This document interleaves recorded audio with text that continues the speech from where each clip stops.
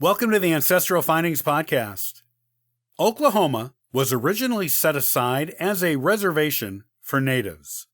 Yet, Americans wanted to settle there. Here's how Oklahoma went from a reservation to a state.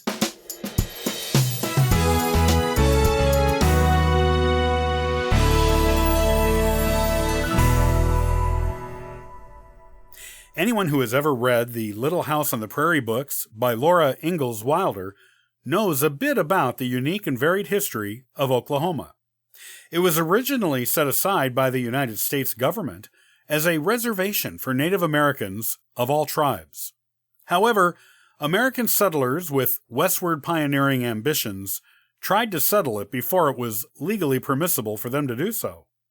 The second book of Mrs. Wilder's series discusses her family's attempt to settle in Oklahoma when she was a child, and their subsequent ousting from the territory by American soldiers, who were rounding up and evicting illegal settlers like the Ingalls family.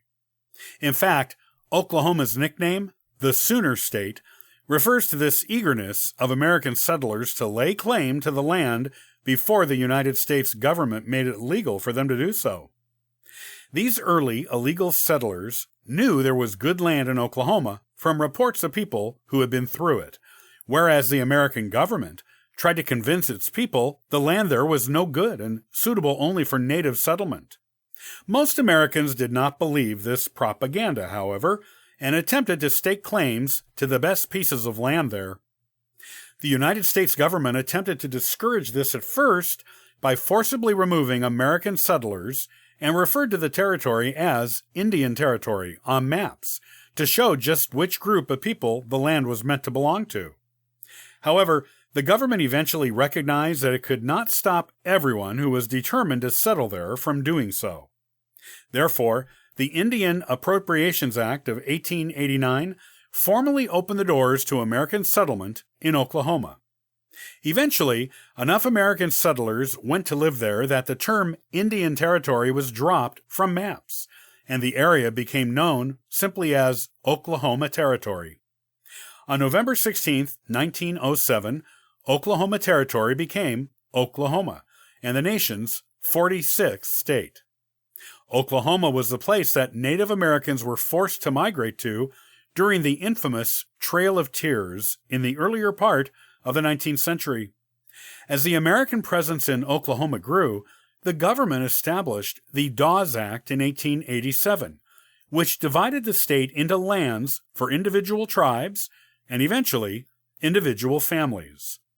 Farming and land ownership was encouraged among the natives, but the Dawes Act also gave the United States government overall ownership of the land. As such, it allowed the railroad to go through Oklahoma, which reduced the amount of land available to the natives by half. There were attempts made to create an all-native state out of Oklahoma, but these failed and laid the groundwork for the Oklahoma Statehood Convention in 1907, after which statehood to Americans was soon granted. Natives who already owned land in Oklahoma were allowed to keep it, but now they had to share it with American settlers and live among them. The discovery of oil in Oklahoma shortly after it became a state made the land even more valuable to the United States government, and large tracts of it were taken by the government for federal ownership and use. Those who lost their land in the federal land grab were given money for their land, though not always at market value, especially if they were natives, and they were encouraged to move farther west. Eventually, an uneasy alliance between the United States government, American settlers, and natives who were forced to go there was formed. A mixture of all these groups stayed in Oklahoma and are there today.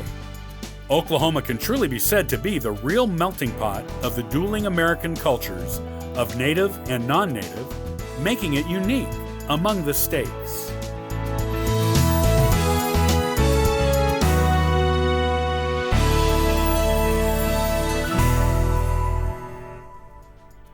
Well, thanks for listening to the Ancestral Findings Podcast.